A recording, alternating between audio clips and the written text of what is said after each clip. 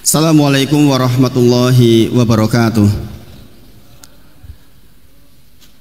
Innal hamdalillah nahmaduhu wa nasta'inuhu wa nastaghfiruh wa na'udzu billahi min shururi anfusina wa min sayyiati a'malina. May yahdihillahu fala mudilla lahu wa may yudlilhu fala hadiyalah. Asyhadu alla ilaha illallah wa asyhadu anna Muhammadan abduhu wa rasuluh. Allahumma shalli ala Muhammad wa ala ali Muhammad.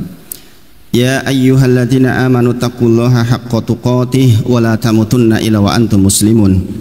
Ya ayyuhalladzina amanu taqullaha wa qulu qawlan sadida yuslih lakum a'malakum wa yaghfir lakum dzunubakum wa may yuti'illaha wa rasulahu faqad faza fawzan 'azima. Subhanaka la ilma lana illa ma 'allamtana innaka antal alimul hakim. Bishrah li sadri wa yassir li amri wahlul 'uqdatam min lisani yafqahu qawli. Amma ba'd. Bapak Ibu sedaya, alhamdulillah kita kepanggihan malih di jadwal yang tidak biasanya, insyaallah ini malam Rabu. Alhamdulillah, insyaallah jadwal yang saya sempatkan ini, masya Allah, karena Mas Awan menyampaikan ke saya malam Rabu kalau bisa diisi. Gitu. Alhamdulillah. Kebetulan Ustadz Sudarno juga anaknya bareng anak saya di tempatnya Ustadz Ibnu, satu angkatan. Semoga perjalanan beliau lancar, tidak halangan suatu apapun. Kita yang di sini meneruskan belajar insya Allah. Bapak Ibu semuanya, tentu yang pertama kita sangat bersyukur diperjumpakan kembali seperti ini. Ini bukan sebuah kebetulan, tentu saja rencana Allah yang terbaik dan kita meyakini itu.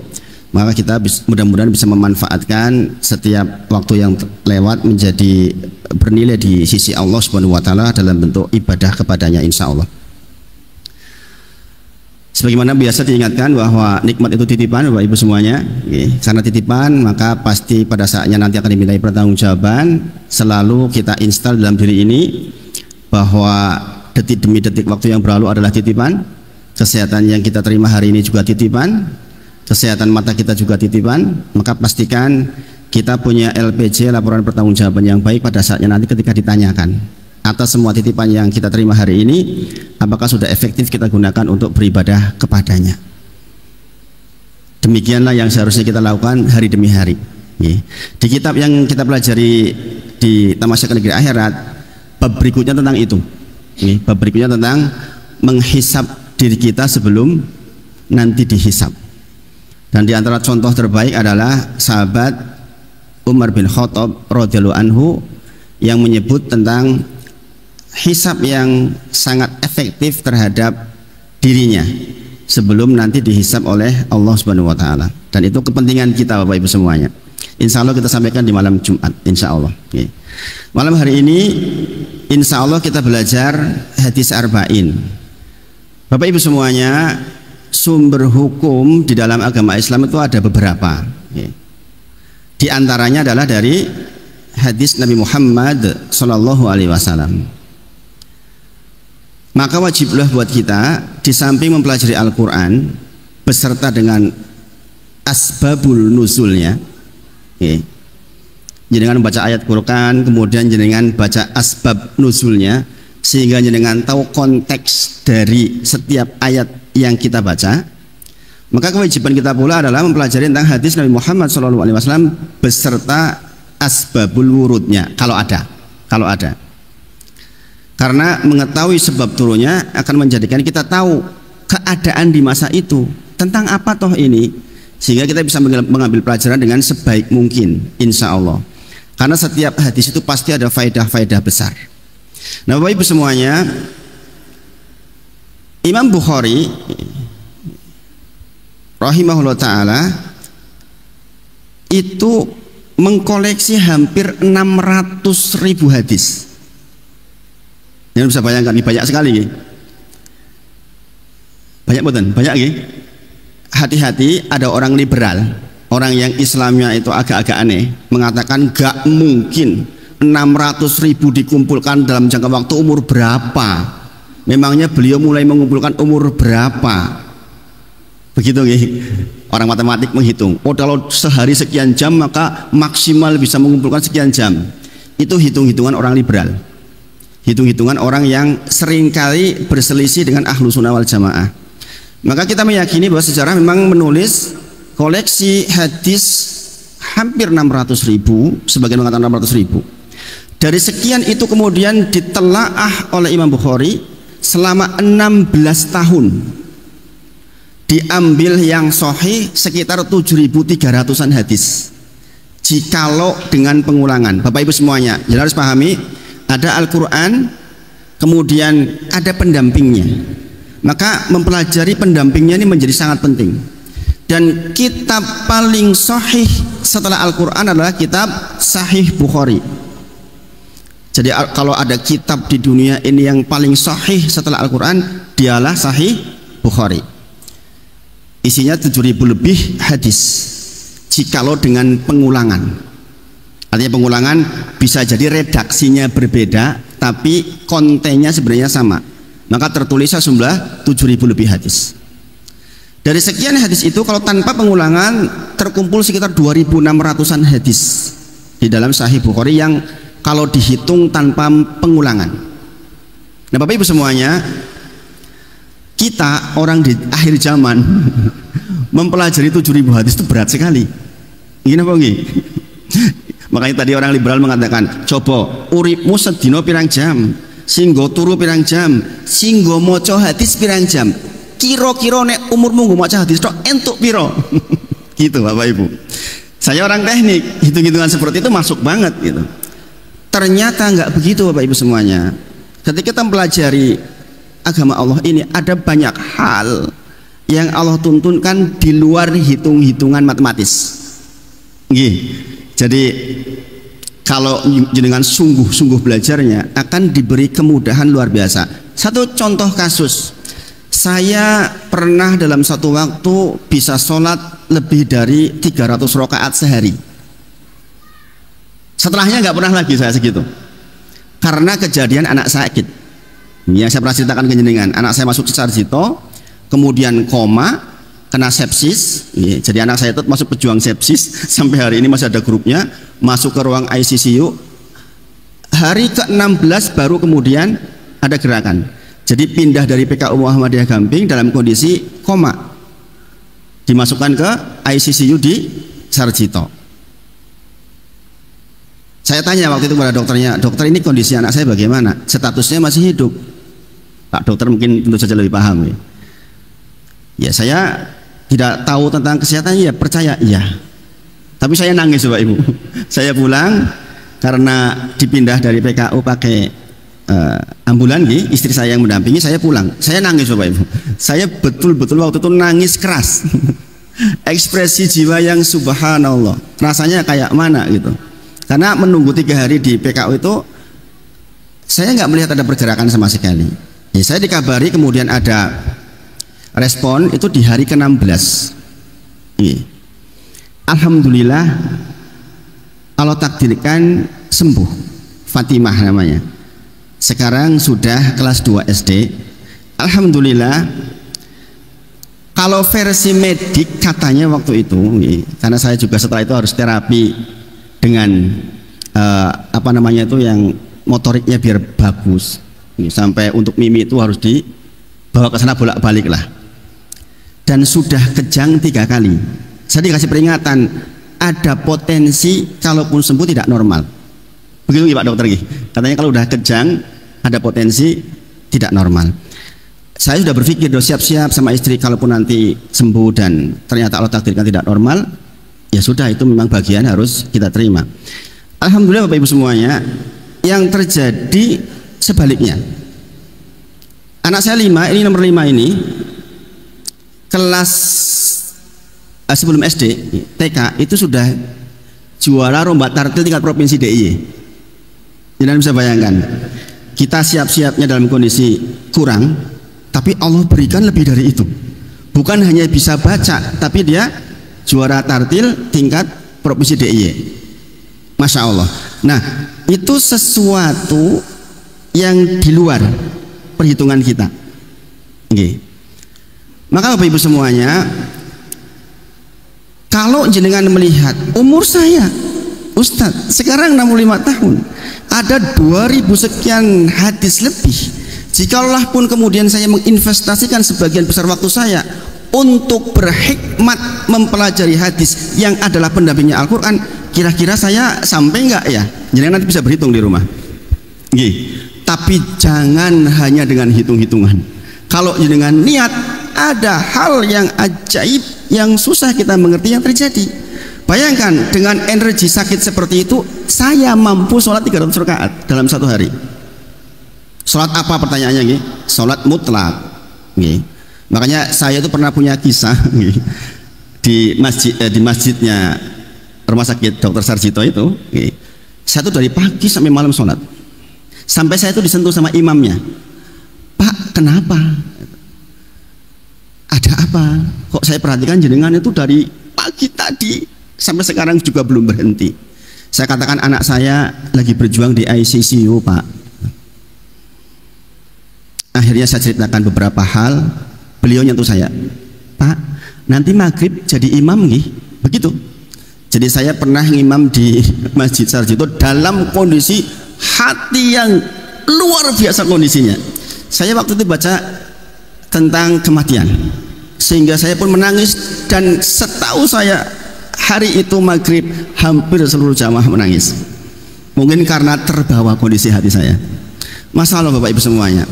Jadi dalam suatu kondisi kadang-kadang ada hal di luar nalar kita. Poin yang ingin saya sampaikan ke jenengan dari kisah ini maksudnya bahwa jenengan itu jangan takut di sisa waktu belajar. Kayaknya jauh banget, nggak mungkin sampai saya.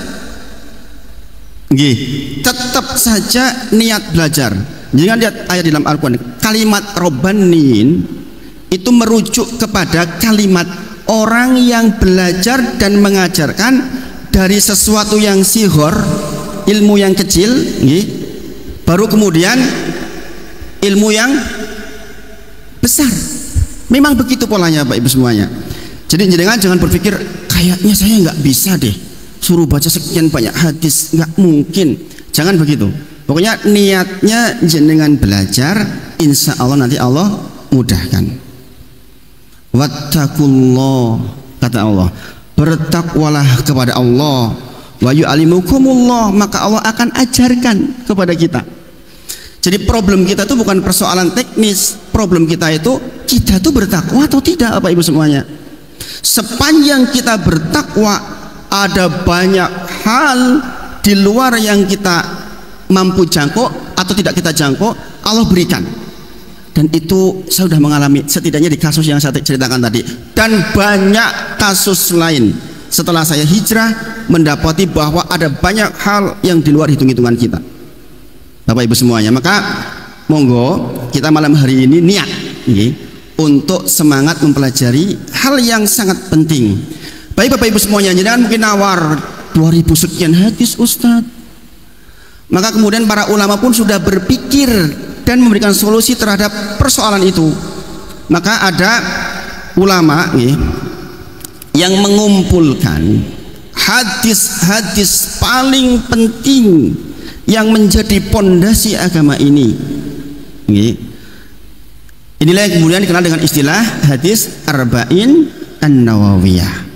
Jumlahnya hanya 42 Bapak Ibu semuanya. Sekarang kita hitung-hitungan. Andai satu hadis kita pelajari 2 pekan, berarti dalam 1 bulan kita dapat 2 hadis. Hadis kedua saya kira nggak bisa 2 pekan. Hadis kedua panjang, hadis kedua cukup panjang, mungkin butuh beberapa kali untuk kita paham. Tapi insya Allah kalau kita komitmen, kita bisa selesaikan dalam waktu plus minus katakanlah 60 pekan. Berapa bulan itu? Mudah-mudahan umur kita sampai. Mudah-mudahan umur kita sampai. Karena barang siapa yang mempelajari, menghafalnya, memahaminya, kemudian mencoba mempraktekkan hadis yang 40, insya Allah akan dibangkitkan dengan para fuqaha. Hadisnya dhaif, tapi untuk penyemangat kita beribadah tidak masalah. Artinya kalau jenengan niat menyelesaikan 42 hadis ini, insya Allah mudah-mudahan Allah mudahkan. Jadi sekali lagi saya ajak jenengan berpikir ringan. Dari 600.000 sudah kemudian disimpelkan menjadi 7.000-an.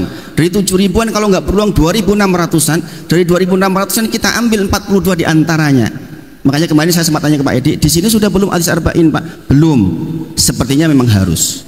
Makanya kemudian saya ke Mas Awan bilang, seandainya di luar jadwal rutin saya, kalau saya pas ngisi di luar malam Jumat, nanti bisa disampaikan hadis arba'in insya Allah, karena itu akan memberikan manfaat yang banyak. Dan Bapak Ibu semuanya, hadis pertama ini hadis yang dulu ketika saya di Mahat selalu begitu datang duduk, kita belajar bab ini sebelum belajar bab lain, masuk lagi hari berikutnya kita belajar bab ini sebelum bab lain, begitu. Jadi Senin ketemu Senin itu belajar bab niat, karena ini hal yang sangat penting, yang sangat menentukan ibadah kita.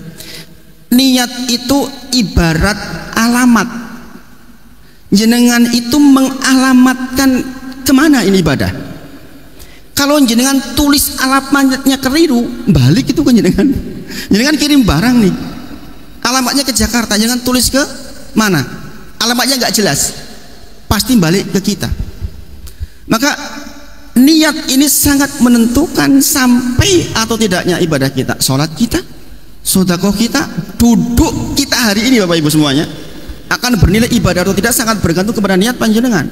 Menghafal Quran termasuk hal besar, mau dialamatkan kemana itu harus jelas Bapak Ibu semuanya. Itulah mengapa di dalam kitab-kitab besar pun hadis ini diletakkan di nomor pertama, termasuk di hadis arba'in ini juga diletakkan di nomor 1. Saking pentingnya hadis bab niat.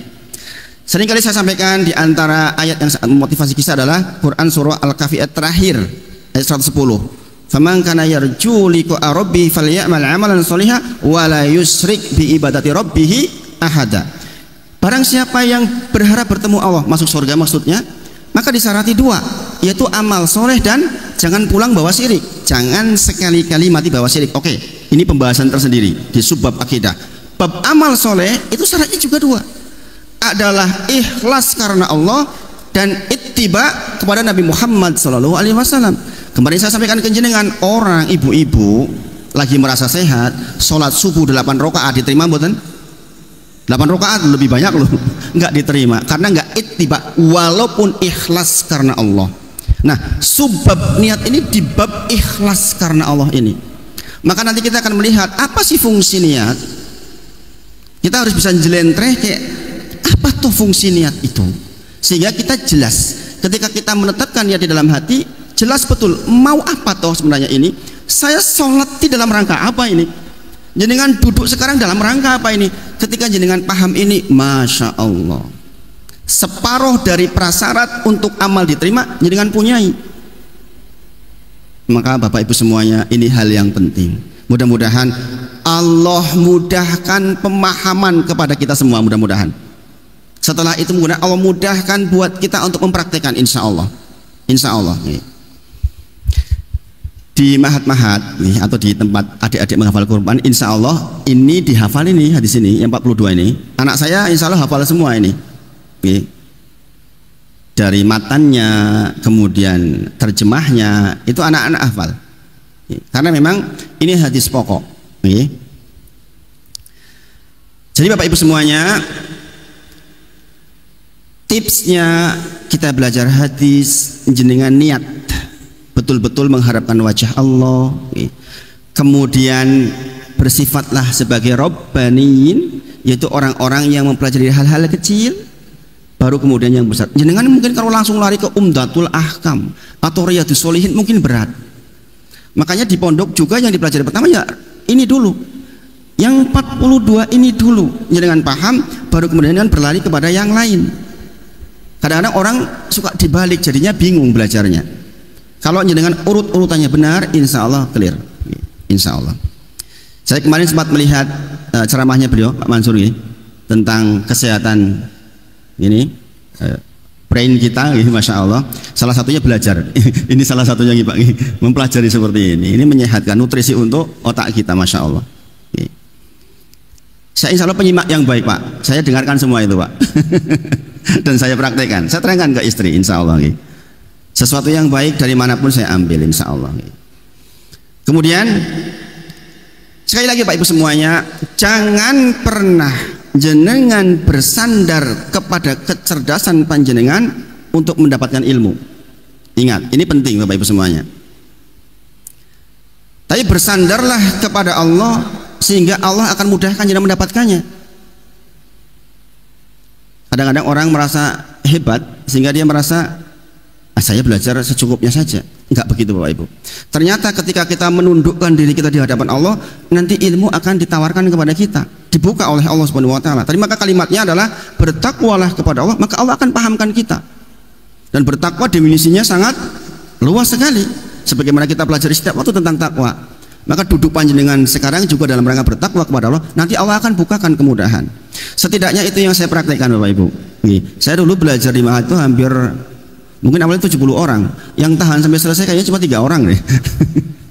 Dan kemudian yang tahan jadi dai di angkatan itu kayaknya cuma saya tok. Karena sekali lagi, jangan bersandar kepada kejelasan kita, tapi bersandarlah kepada Allah Subhanahu wa taala. Insya Allah dengan itu kita akan dibukakan oleh Allah Subhanahu wa taala. Bapak Ibu semuanya, di pertemuan sebelumnya saya ingatkan tentang Al-Hadid 16, maka malam hari ini pun saya ingatkan di awal, alam ya'nil ladzina amanu an tahsya qulubuhum li dzikrillah wa ma nazala minal haqq. Ini ayat yang akan membuat jenengan punya semangat di dalam belajar. Belum waktunya kah buat kalian orang-orang beriman untuk khusyuk hatinya mengingat Allah dan untuk menerima kebenaran Al-Qur'an maksudnya. Artinya sudah waktunya buat kita Bapak Ibu untuk kayak gini loh, untuk khusyuk mengingat Allah. Mempelajari seperti ini otomatis ingat Allah Bapak Ibu semuanya. Enggak mungkin enggak. Wala yakunu kalladzina utul kitab min qablu. Jangan kalian berlaku seperti orang-orang yang telah diturunkan kitab sebelum kalian. Fatola alaihimul amadu. Berlalu waktu panjang, masa panjang sampai umur 50 tahun. Faqasat qulubuhum, kemudian hatinya menjadi keras karena dia nggak mau diingatkan, nggak mau duduk di majelis, meremehkan orang lain. Kalau kata beliau meremehkan orang lain termasuk penyakit, Pak. Penyakit. Ini jadi soal memang, jadi nggak sehat. Dan memang seperti itu dikatakan di akhir ayat, dikatakan wa katsirun minhum fasikun. Kebanyakan mereka hidup dan matinya dalam kondisi fasik. Makanya sekali lagi kita duduk seperti ini, hilangkan betul nih kedudukan kita. Kita hilangkan betul. Air itu mewakili sifat ilmu. Ilmu itu hanya akan datang kepada yang rendah, Bapak Ibu semuanya. Ilmu itu seperti air. Ini pesan dari guru saya berulang kali. Air itu nggak mungkin ke tempat yang tinggi kecuali dipompa. Air akan mendatangi tempat yang rendah. Ilmu itu begitu Bapak Ibu. Mungkin dengan profesor kali ini sedang belajar, ya duduk. Itulah yang akan membuat air mengalir ke sana. Masya Allah. Dan ini selalu saya pegangi sampai hari ini. Sehingga saya kuat belajar dengan siapapun, alhamdulillah. Kemudian Bapak Ibu semuanya, juga Allah ingatkan di dalam Quran surah Al-A'raf 179. Walaqad darokna li jahannama katsirun minal jin wal ins. Dijadikan bahan bakar neraka itu kebanyakan dari kalangan jin dan manusia. Kita semua Bapak Ibu berpotensi. Insya Allah kita tidak, insya Allah. Tapi dari kalangan jin dan manusia. Lahum qulubun, mereka diberi hati, la yafqahuna biha, tapi hatinya enggak untuk memahami ayat-ayatnya Allah. Walahum a'yunun la yubsiruna biha, dia diberi kemampuan melihat, tapi tidak untuk melihat ayat-ayatnya Allah. Walahum adhanun, mereka diberi pendengaran tapi enggak untuk mendengarkan ayat-ayatnya Allah. Ulaika kal an'am, kata Allah, mereka itu seperti hewan ternak. Subhanallah. Balhum adul, bahkan lebih buruk dari itu.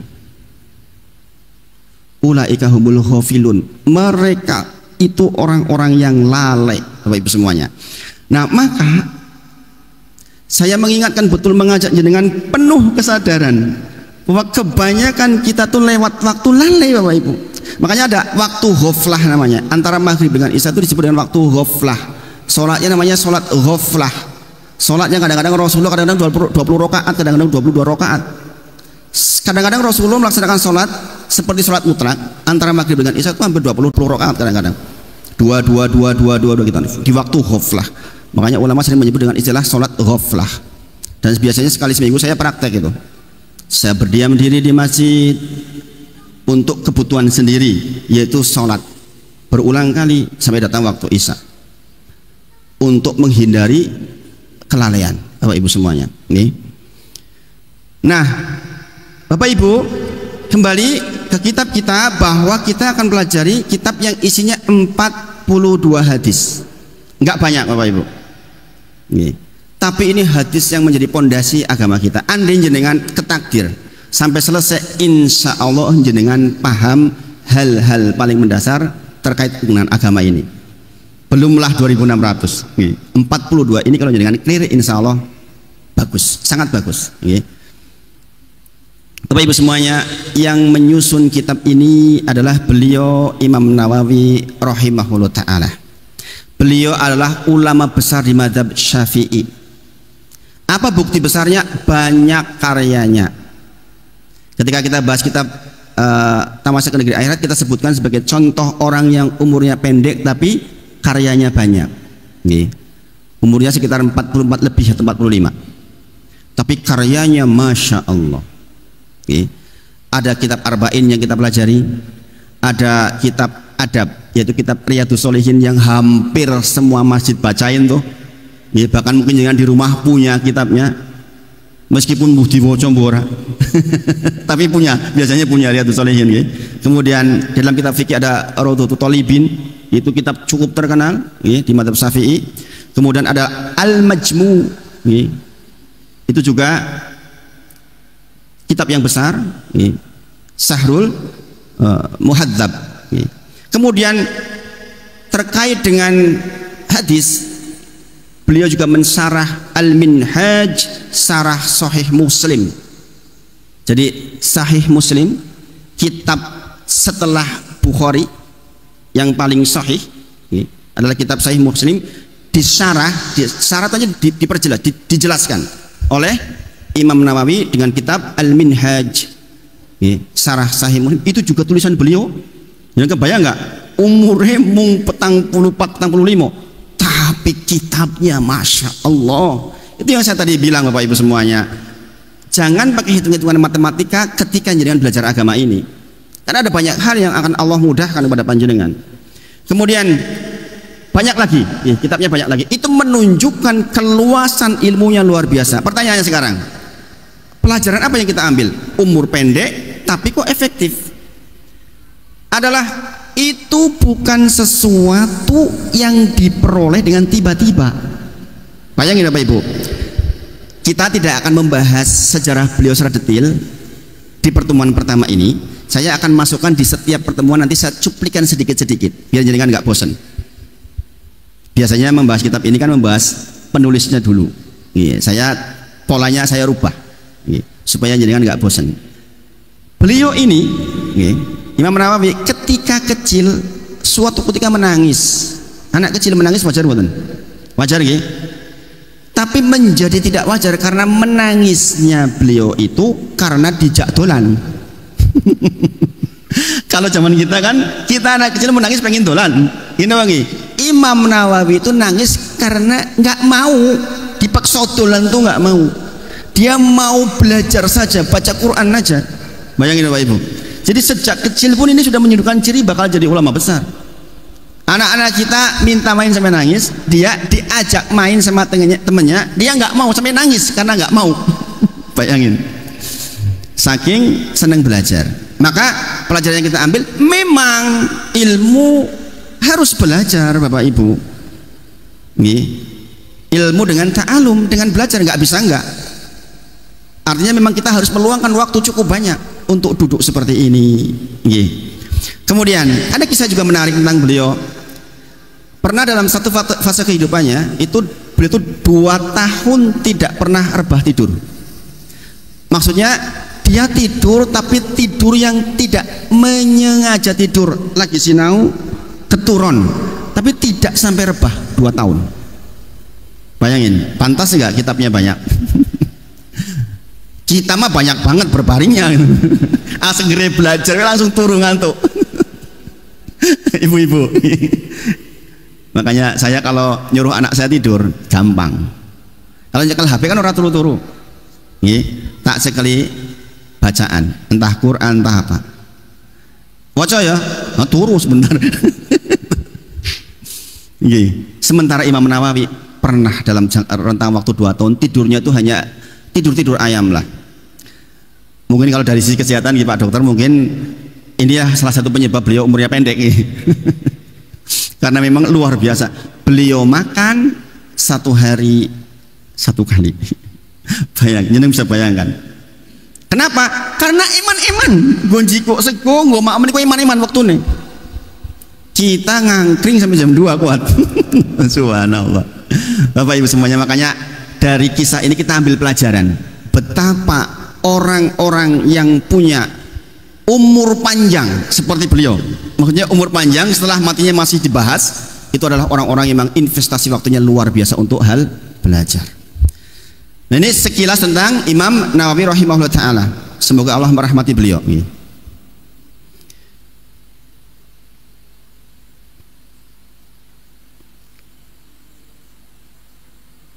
Bapak Ibu semuanya, kisah sahabat lain atau kisah orang lain, seorang sahabat yang mungkin bisa ambil kita pelajaran tentang efektifnya waktu adalah kisahnya Sa'ad bin Mu'ad radhiyallahu anhu. Beliau itu masuk Islam 2 tahun sebelum hijrah dan meninggal sekitar tahun 5 atau 6 hijrah. Berarti beliau menjadi muslim di Islam itu hanya sekitar 7 tahun. Tapi Rasulullah menyebut ketika Sa'ad bin Mu'ad meninggal dunia, arsnya Allah bergetar. Ini bisa bayangkan, 7 tahun jadi orang Islam, kematiannya membuat arsnya Allah bergetar. Saking berkualitas hidupnya Bapak Ibu. Makanya jangan kecil hati. Ustadz, saya udah 60 tahun, kita emang karek-karek 5 tahun. 5 tahun bisa sangat bermanfaat Bapak Ibu. Karena ternyata ada orang yang dengan hanya 7 tahun menjadi muslim, tapi sampai menggetarkan arsnya Allah ketika meninggal. Saking bobot imannya luar biasa. Demikian juga Imam Nawawi kita kenal sebagai orang yang sangat luar biasa. Beliau namanya adalah Abu Zakaria Yahya bin Syaraf An-Nawawi Ad-Dimashqi rahimahullah ta'ala. Bapak Ibu semuanya, hadis yang dikumpulkan di dalam kitab hadis arba'in ini, dengan perhatikan betul ini, adalah hadis yang masuk dalam jajaran hadis-hadis Jawami'ul Kalim. Apa itu Jawami'ul Kalim, Ustaz?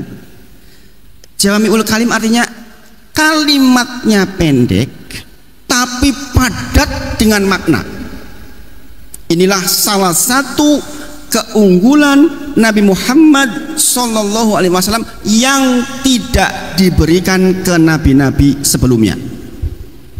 Jadi ini salah satu keistimewaan Nabi Muhammad Sallallahu Alaihi Wasallam adalah diutus bu'itsu bi Jawami'ul Kalim, diutus dengan membawa Jawami'ul Kalim. Maka dikatakan orang pintar Bapak Ibu semuanya adalah orang yang kalimatnya sederhana, mungkin pendek, maknanya luas, mudah dipahami. Dulu kan ada pengertian wong pinter nek ngomongnya ora dipahami. Kedufuran. Bukan Bapak Ibu. Rasulullah itu kita tahu orang yang sangat cerdas. Ternyata kalimatnya Jawami'ul Kalim, kalimatnya sederhana, pendek, padat makna. Dan itu enggak diberikan kepada nabi-nabi sebelumnya Bapak Ibu semuanya. Dikatakan waktu itu khamsan, saya diberi dengan 5 hal yang tidak diberikan kepada nabi-nabi sebelumku. Kemudian dalam riwayat lain, saya diberikan 6 hal yang tidak diberikan kepada nabi-nabi sebelumku. Salah satunya adalah saya diutus dengan Jawami'ul Kalim. Maka Imam Nawawi mengumpulkan hadis-hadis terkait dengan jajaran Jawami'ul Kalim ini.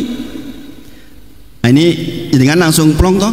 Oh, berarti sing meh tak pelajari kira-kira kalimat-kalimatnya ora abot. Karena kalimatnya Jawami'ul Kalim, kalimatnya ringan tapi kandungan maknanya sangat padat. Masya Allah Bapak Ibu semuanya. Az-Zuhri mengatakan makna Jawami'ul Kalim adalah bahwa Nabi Muhammad SAW berbicara dengan kalimat yang ringkas, lafadznya pendek, namun banyak makna serta mudah dipahami. Jadi kalau jenengan mengklaim diri panjenengan pinter, itu kayak gitu Bapak Ibu. Nek nerangi karo wong ki ora ruwet. Simple, orang paham. Ini tantangan besar saya Bapak Ibu nih sebagai pendakwah. Makanya saya dulu belajar. Saya dulu belajar komunikasi massa yang saya pernah terangkan ke jenengan nih. Saya pernah ikut pelatihan 800 pesertanya. Dari 800 itu disaring menjadi 500. 500 disaring jadi 100. 100 diambil 50 terbaik. 50 terbaik diambil 10. 10 diambil 3. Saya masuk yang 3 itu alhamdulillah. Yang 3 itu dibawa ke hotel. Disaksikan oleh 800 yang lain. Yang 3 ini diambil lagi 1. Saya nomor 1 alhamdulillah Bapak Ibu. Jadi saya pernah belajar itu. Bukan bermaksud menyombongkan diri, bukan. Maksudnya bahwa mempelajari hal yang simpel seperti ini itu penting Bapak Ibu. Dulu ketika saya kecil pikirannya orang pintar adalah orang yang kalimatnya aneh-aneh, pikiran saya. Ternyata bukan itu. Masya Allah, Masya Allah. Maka Bapak Ibu semuanya, kita longgar hati bahwa yang hendak kita pelajari bukan hal yang sangat berat. Ibu-ibu, sampun kalau jenengan kita abot banget belajar kitab. Kalau di pondok belajar kitab kan biasa nggih. Tapi kalau di luar kata-kata belajar kitab kesannya kok abot men. Nggih. Dan saya pernah praktek ini Bapak Ibu, ketika saya jadi dai awal-awal masih sangat idealis. Pokoknya sing tak ajarke yo kaya sing teng pondok. Langsung bacain kitab gundul satu-satu bubar kabeh jamaah. Nggih. Makanya kemudian model itu saya tinggalin. Sekarang kalau jenengan perhatikan saya menyampaikan lebih ke sesuatu yang lebih luas dan konteksnya bisa sangat bersambung insya Allah. Gini apa nggih? Insya Allah, insya Allah. Jenengan baca kitab Tamasya Negeri Akhirat sendiri, saya yakin jenengan beruwet. Nggih. Pak Edi pernah coba Pak Edi? Karena memang itu butuh disederhanakan, Kemudian pendapat ini tentang Jamiul Kalim itu didukung oleh Abu Musa radhiyallahu anhu. Beliau bercerita, Rasulullah SAW pernah mengutusku ke Yaman bersama Mu'ad bin Jabal radhiyallahu anhu. Beliau berpesan, ini pesannya Rasulullah. Nah, jangan ambil nih pesan ini. Ud'uwan nas wa basyara wa la tunaffira wa yassira wa la tu'assira, kata Rasulullah. Ini perhatikan betul ini. Ibu-ibu perhatikan. Kata Rasulullah, dakwai masyarakat, beritahukan keluarga, beritahukan anak-anak, beritahukan saudara-saudara, berikan kabar gembira kepada mereka dan jangan buat mereka takut sehingga mereka lari. Dakwah kok medeni men, angel men. Jangan pernah dengar enggak? Iki ora entuk. Sebenarnya persoalan bid'ah itu persoalannya perlu diterangkan lebih dalam Bapak Ibu. Ini di masyarakat salah pengertian sehingga kadang-kadang orang popo bid'ah. Iya, bid'ah itu dari Rasulullah, tapi menerangkannya harus simple. Jangan menakut-nakuti masalahnya. Kadang-kadang orang udah takut duluan, padahal itu betul. Kemudian mudahkan dan jangan dipersulit, kata Rasulullah. Ini pesan beliau ketika utus orang ke Yaman. Berikan kabar gembira kepada mereka, jangan buat mereka lari. Dakwah baru datang orang sudah lungo terus pripun.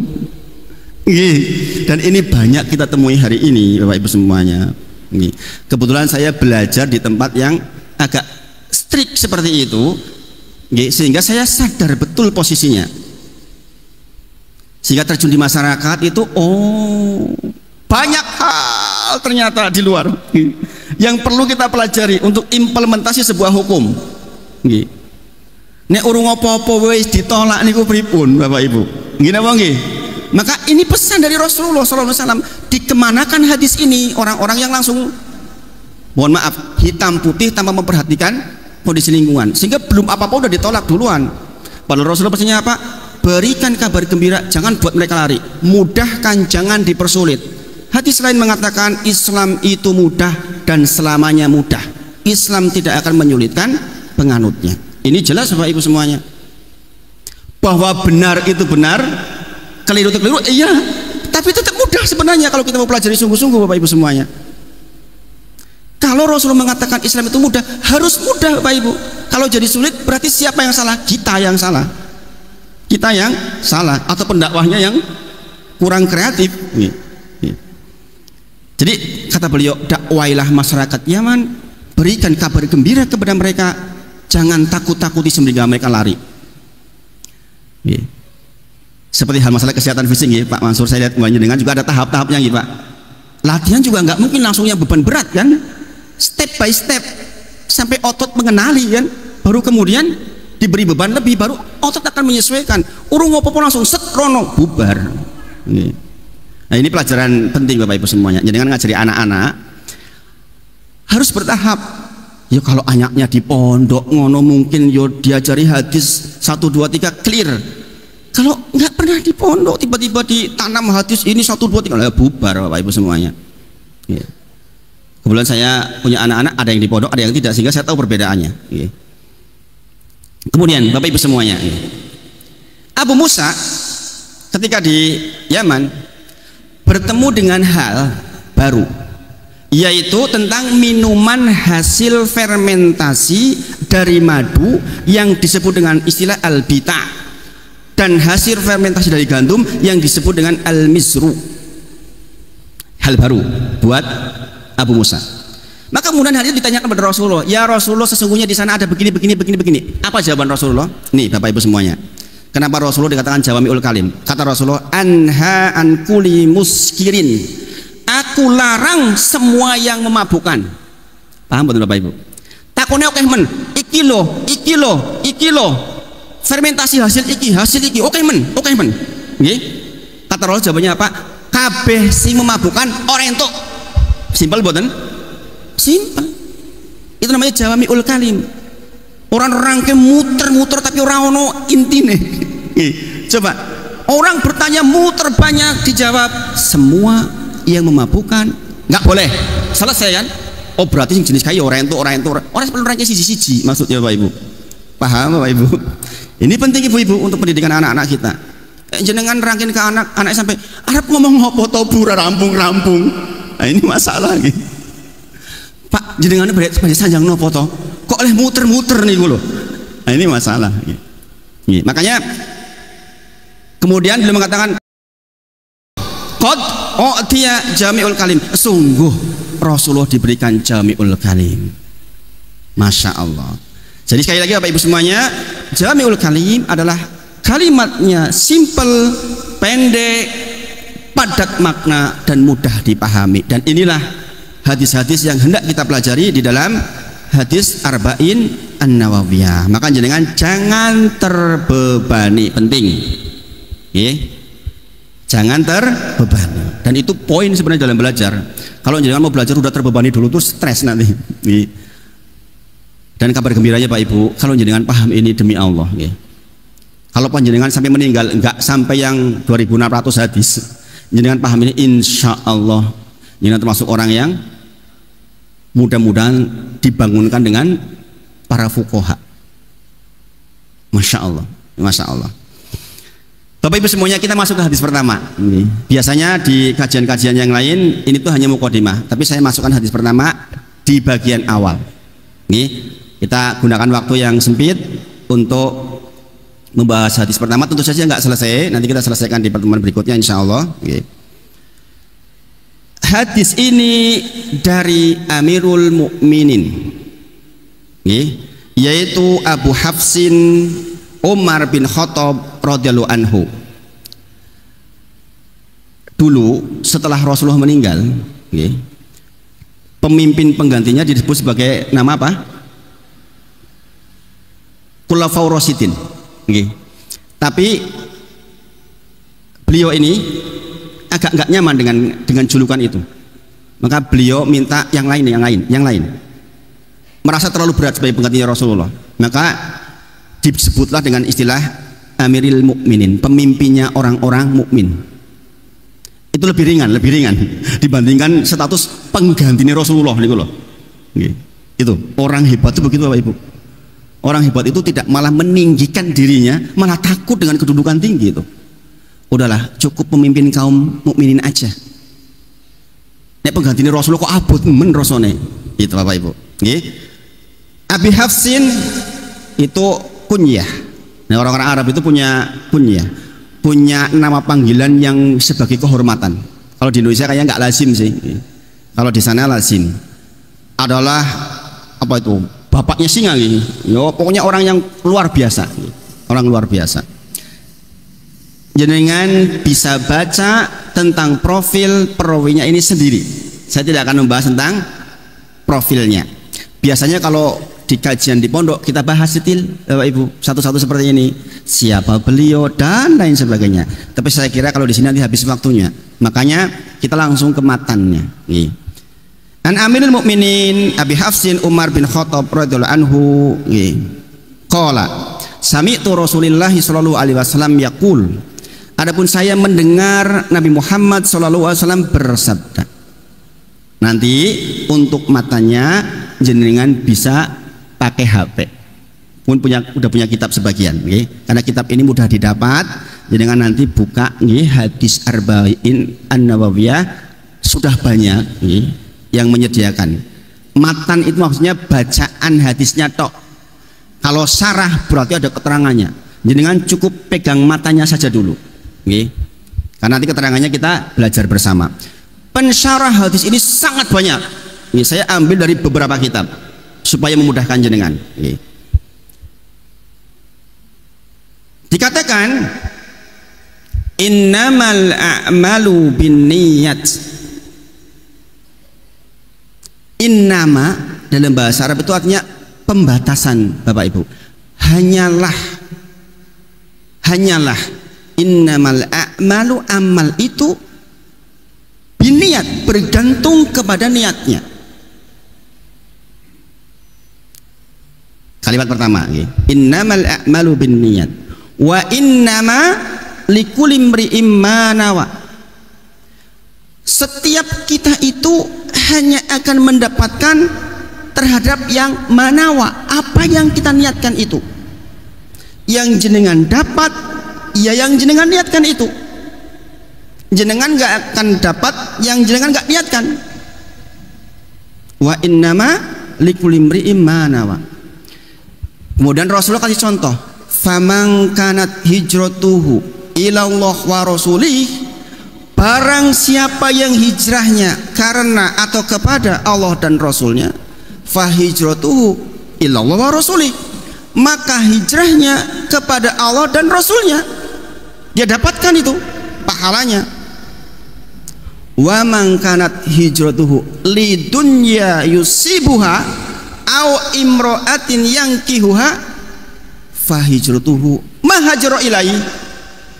Barang siapa yang hijrahnya karena urusan dunia yang dia cari, yang dia ingini, atau karena urusan wanita yang hendak dinikahi, maka hijrahnya terhadap apa yang diingini itu. Bapak Ibu semuanya, ini hadis yang dikatakan sepertiga dari agama juga nih Bapak Ibu. Karena hadis ini hadis yang sangat penting menentukan diterima dan tidaknya amal panjenengan. Masya Allah Bapak Ibu semuanya. Mudah-mudahan jenengan sambil bisa mengingat-ingat. Saya bacakan lambat-lambat. Lebih lambat dari biasanya atau saya dibandingkan kalau pas tamasya negeri akhirat. Karena ini belajar kitab. Jadi sekali lagi, innama itu merujuk kepada pembatasan. Kalau kita mau belajar lebih dalam lagi, alif lam di situ itu terlalu jauh. Itu bacaan di pondok seperti itu. Intinya pokoknya itu adalah pembatasan. Pembatasan. Kemudian amal di situ, amal yang mana? Dikatakan innamal a'malu bi niat. Amal di situ adalah amal meliputi amal lahir dan batin. Ibu-ibu sekarang tahu nggih, maksud amal di situ adalah lahir dan batin. Berarti nek mikir elek masuk buatan amal. Masuk Bapak Ibu. Jangan jenengan duduk memikirkan hal buruk, niat buruk, masuk amal itu. Dan ini dikisahkan tentang kisahnya Walid bin Mughirah dalam Quran surah Al-Mudaththir yang menunjuk bahwa ibadah hati itu ada. Dikatakan ketika beliau melihat Al-Quran,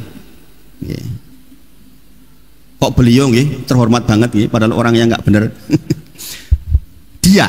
dia melihat Al-Quran begitu menakjubkan, maka datang ke teman-temannya.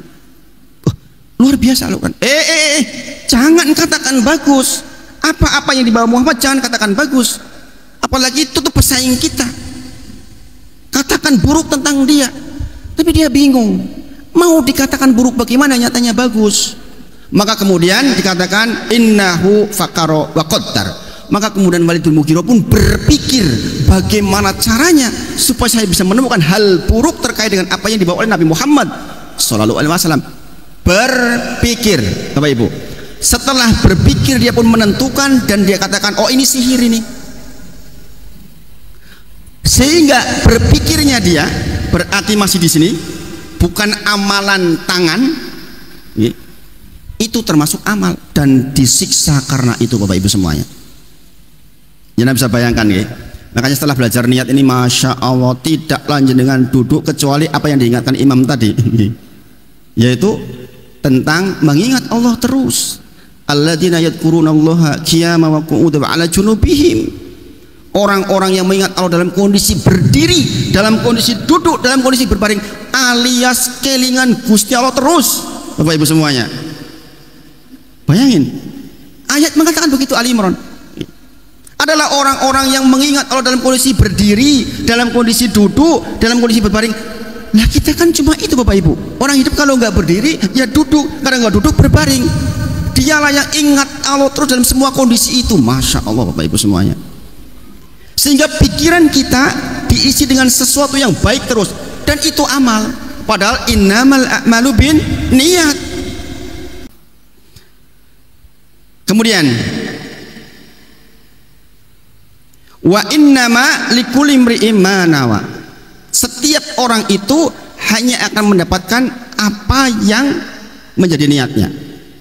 Bapak Ibu semuanya, dulu saya pernah ceritakan jenengan tentang man ata firasahu, barang siapa datang ke tempat tidurnya, wa huwa yanwi ayakumaru yusolli minal lail, dengan niat, oh saya tidur ben aku iso tangi wengi salat wengi. Niatnya ibu-ibu, nanti mau sare begitu ibu-ibu, saya sare biar saya nanti bisa bangun sholat malam. Wa ghalabahu naumu hatta yusbihu, ternyata Allah takdirkan dia tidur sampai waktu subuh ibu-ibu, ora tangi. Kata Rasulullah, kutibalahu manawa, ditulis bagi dia apa yang diniatkannya sebelum tidur tadi. Niatnya apa tadi? Sholat malam. Sehingga walaupun jenengan ngorok sampai subuh, ditulis dalam kitab jenengan dapat pahala sholat malam. Bapak Ibu, ini salah satu contoh terbaik mengucapkan kalimat wa innamal likulli imri'i ma nawa. Subhanallah. Jenengan bayangin, mung goro-goro niat, ya Allah saya udah capek, saya mau tidur sekarang ben iso tangi wengi, kok ketakdir ora tangi, jenengan tetap ditulis mendapatkan pahala sholat malam. Ditanya oleh sahabat, lantas tidurnya itu ya Rasulullah? Sodakotan mi rabbihi azza wajal, itu sodakoh dari Allah untuk panjenengan. Karena mungkin kalau panjenengan dibangunkan mbok menawa terus gelayaran kesel. Bayangin Bapak Ibu, maka betapa dahsyatnya fungsi niat. Kemudian Bapak Ibu semuanya, Rasulullah contohkan ibadah yang sangat besar, yaitu hijrah. Hijrah meliputi dari tempat ke tempat lain, dari satu keadaan ke keadaan lain, dari satu amal ke amal yang lain. Sebenarnya keterangannya panjang banget nih tentang hijrah nih, saya persingkat nih. Pindah dari satu tempat ke tempat yang lain, maksudnya ketika jenengan di sebuah tempat itu membuat jenengan nggak bisa beribadah dengan baik kepada Allah, sementara jenengan tahu jenengan diciptakan dalam rangka untuk ibadah, wa ma khalaqtul jinna wal insa illa liya'budun, kok jenengan nggak efektif melaksanakan ibadah karena sebuah tempat yang nggak mungkin, maka pindahlah.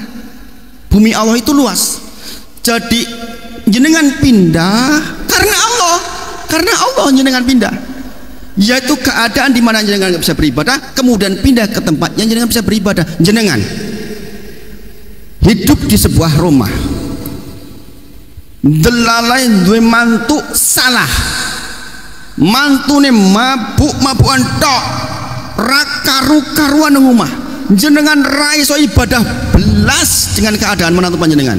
Ini kisah nyata Bapak Ibu yang saya ceritakan. Maka jenengan pindah ke tempat lain yang buat jenengan bisa ibadah. Contoh kecil, tapi ini nyata Bapak Ibu semuanya. Ada orang diuji lewat anaknya, subhanallah, anaknya ora karu-karuan, sehingga orang tuanya di masa seputu nggak bisa ibadah tenang. Pindah, boleh dengan pindah. Hijrah dari satu amalan ke amalan yang lain. Keadaan di mana jenengan mungkin belum tahu ilmunya, dengan terjebak kepada hal yang nggak Allah bolehkan, jenengan hijrah kepada yang Allah izinkan. Kasusnya di saya hijrah itu luar biasa Bapak Ibu, perjuangannya. Teman-teman dekat saya itu sampai kok kuat mentauhid wahid ngono kuwi. Saya didatangi teman-teman kampus, lah mesake mentauhid wahid urip mun tempat ngene iki. Berat memang Bapak Ibu, tapi demi untuk hijrah amalan, dalam kasus ini saya hijrah amalan dari apa yang dulu saya pikir boleh, kemudian ternyata hukum mengatakan tidak boleh secara agama, saya tinggalkan Bapak Ibu semuanya. Bayangkan hijrah ibadah yang seberat itu saja, kalau niatnya keliru nggak dapat pahala. Dikatakan apa? Famangkanat hijratuhu lidunya yusibuha au imro'atin yang kiuha, maka hijrahnya terhadap apa yang dia mau itu. Hijrah niku abote pol-polan. Abdurrahman bin Auf itu kaya raya di Mekah.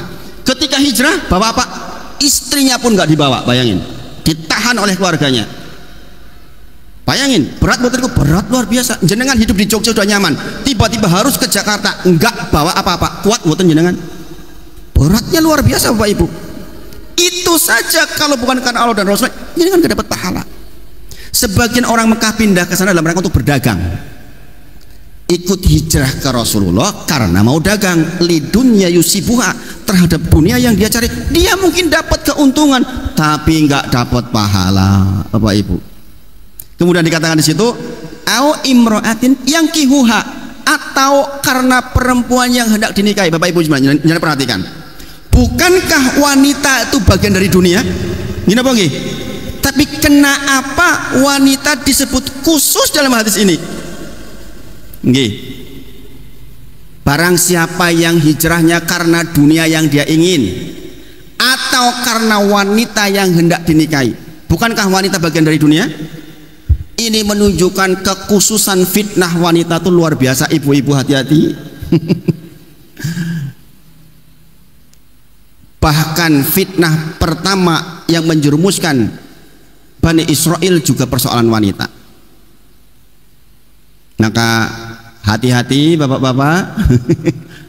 Tundukkan pandangan. Subhanallah. Rasulullah pernah menyampaikan bahwa wanita itu kalau keluar dari rumahnya, setan langsung pasang di belakangnya, sehingga laki-laki kalau lihat jadi syahwat. Makanya Musa alaihissalam tuh nggak mau tuh, ketika di negeri Madyan berjalan di belakang, wanita nggak mau dia. Saya di depannya, jenengan bilang aja kanan kiri, dia nggak mau di belakangnya, khawatir. Itu Nabi Bapak Ibu, saja khawatir. Artinya di sini disebut secara khusus, dan di dalam ayat Al-Quran banyak yang semisal ini, bahwa disebut umumnya kemudian diambil khususnya, menunjukkan bahwa ini adalah hal yang sangat serius. Contoh, man kana aduwwan lillahi wa malaikatihi wa rusulihi wa Jibril wa Mikal. Disebutkan siapa yang memusuhi Allah, memusuhi Rasul, memusuhi malaikat, memusuhi Jibril. Jangan perhatikan, disebut malaikat, kok disebut Jibril? Bukankah Jibril juga malaikat? Menunjukkan bahwa Jibril itu malaikat khusus. Gangguan banyak, luar biasa dunia, tetapi wanita itu mengambil poin banyak terhadap gangguan atau fitnah. Itu Bapak Ibu semuanya. Maka dikatakan famang kanat hijratuhu lidunya yusibuha au imra'atin yang kiwa, maka hijrahnya terhadap apa yang dia ingin mungkin dia dapat. Dan ini kisahnya Ummu Qais Bapak Ibu. Ada seorang wanita cantik sehingga ada orang buntuti melu hijrah jauh pengen bojo karo Ummu Qais itu. Maka dia mungkin dapat Ummu Qaisnya, dia dapat perdagangannya, enggak dapat Allah dan Rasulnya. Nah Bapak Ibu semuanya, menetapkan niat menjadi sangat penting. Masya Allah udah jam 8:30. Saya tambah sedikit nih, Ini keterangannya sebenarnya belum lengkap nih. Saya ambil yang bagian terakhir tentang fungsi niat. Fungsi niat Bapak Ibu semuanya membedakan antara itu amal atau itu tradisi. Pertama, jenengan mandi kerujukan pakai sampo setiap hari. Zaman sekarang banyak sampo mandi biasa rujukan akan bermanfaat untuk mengangkat hadas atau tidak bergantung kepada apa? Niat. Jenengan punya kebiasaan setiap hari mandi seperti itu, kemudian malam hari jenengan berhubungan sama istri, jenengan mandi seperti itu, sholat subuh jenengan sah mboten? Bergantung kepada niat. Kalau jenengan niatnya ya mandi pendak dino mandi koyo ngene iki ya baru mengangkat hadas Bapak Ibu. Mandinya sama kerujukan, karena definisi mandi besar adalah sailanul ma ala jamil badani, mengalirnya air ke seluruh badan. Berarti nek kerujuk koyo ngono ya wis mandi besar. Status teknisnya menjadi mengangkat hadas besar atau tidak bergantung kepada niatnya. Maka di antara fungsi niat adalah membedakan itu ibadah atau itu kebiasaan tradisi. Kemudian niat membedakan satu ibadah dengan ibadah yang lain. Contoh, qobliyah subuh dengan subuh lah podo to niku. Ngene apa nggih? Sama-sama 2 rakaat. Teknisnya juga sama. Iki salat qobliyah apa salat subuh bergantung kepada niat. Jadi kan pasti paring uang ke Pak Edi. Pak Edi nitip uang 5 juta. Iki duit opo Bu? Iki duit zakat opo duit sodako? Bergantung ke niatnya. Kalau yang mengatakan sodako, jangan berarti belum tertulis membayar zakat. Zakat hukumnya wajib, sodako hukumnya sunnah. Ini Bapak Ibu semuanya. Ditarik nih itu orang itu. Oh aku ingin lali tak nggo zakat gue. Ya sudah tertulis nggak bisa. Kemudian niat juga menjadi penanda berkaitan dengan tujuan. Tujuan saya ibadah untuk apa? Tujuan saya kepada siapa? Itu tergantung niatnya Bapak Ibu. Untuk Allah atau untuk selain Allah. Kalau untuk Allah berarti benar sesuai dengan peruntukannya, karena memang kita disuruh beribadah ikhlas karena Allah. Tapi kalau jenengan tujuan untuk manusia, berarti jenengan sedang melakukan riya. Kemarin kita sudah bahas di pertemuan sebelumnya sedikit tentang riya, dan pembahasan ini sebenarnya sampai ke situ seharusnya. Ada orang, Ustaz, saya hajian niat ikhlas karena Allah, sampai ke sana cepret cepret cepret nyetatus. Ikhlas mboten? Teksi ikhlas, tapi beresiko tidak ikhlas. Mumpung saya di depan Ka'bah nih, para jamaah tak doake, sapa wae sing njaluk donga niku pamer nopo niku. Awalnya ikhlas, ketika menjalankan di tengah bisa jadi berpotensi tidak ikhlas, pengen pamer. Subhanallah, jenengan tahan. Ternyata saya hajian, alhamdulillah Ustadz, niat ikhlas di sana pun saya nggak ngambil gambar satupun, saya nggak kirim ke keluarga gambar satupun, nggak updatean sampai pulang lagi. Wis ikhlas tekan rampung nih. Ada orang cerita, saya insya Allah mau hajian besok Bu. Oh saya sudah 3 kali hajian. Lah hilang meneh. Maka nanti pembahasan di pertemuan berikutnya, bagaimana nasib amal kita jikalau awal ikhlas, di tengah tidak ikhlas, atau di akhir tidak ikhlas, bagaimana nasib amal kita. Maka sangat penting kita mempelajari bab ini karena akan sangat menentukan keselamatan akhir dari amal kita.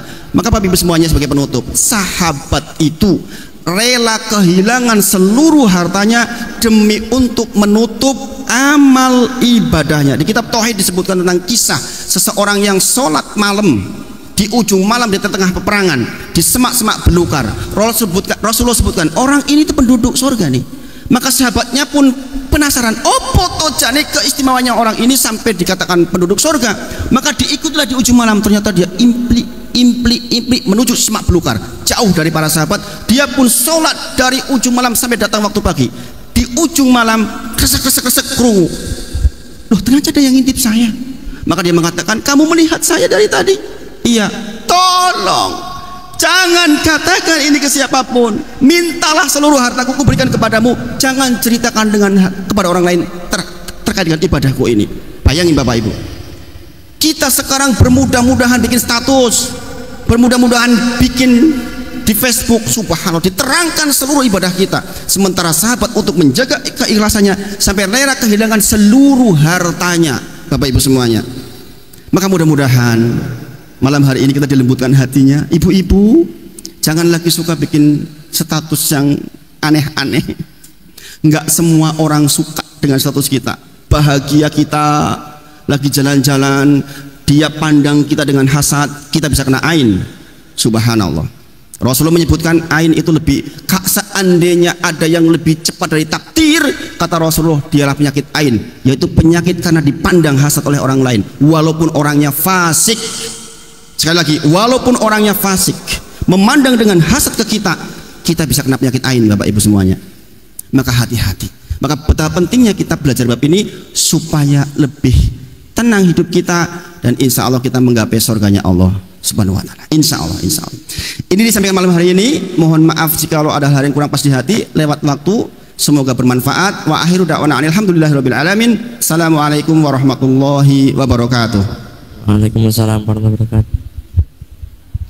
Terima kasih kepada Ustadz Wahid Suranto yang telah membagikan ilmunya kepada kita semua. Semoga ilmu yang kita terima pada malam hari ini menjadi berkah dari Allah. Amin.